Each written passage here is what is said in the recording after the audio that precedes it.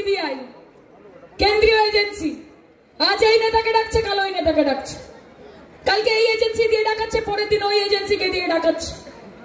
আমরা বলি যা ইচ্ছে করে নিন, নির্বাচন যত এগিয়ে আসবে বাংলার মানুষ হচ্ছে বাঘের বাচ্চা, বাংলার মানুষ হচ্ছে বাঘের বাচ্চা।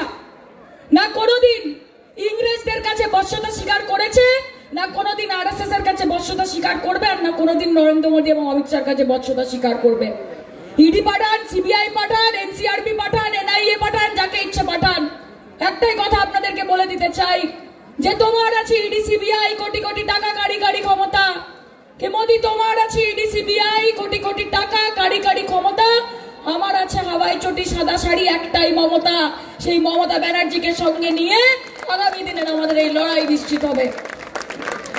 আজকে রাস্তায় যেতে যেতে মানুষের যে স্বতঃস্ফূর্ত প্রতিযোগিতা, তাদের যে স্বতঃস্ফূর্ত অবদান আমি দেখতে পেয়েছি, তাতে আমি খুবই আনন্দিত।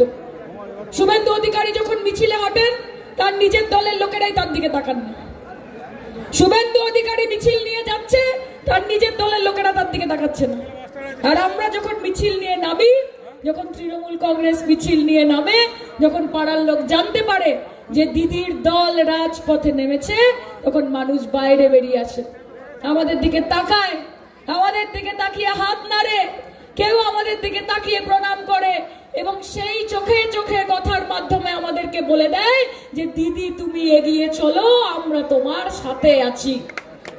কাজে লড়াই আমাদেরকে বাংলার জনগণের জন্য করতে হবে, লড়াই আমাদেরকে বাংলার মানুষের জন্য করতে হবে, এবং লড়াই আমাদেরকে বাংলাকে বাঁচানোর জন্য করতে হবে।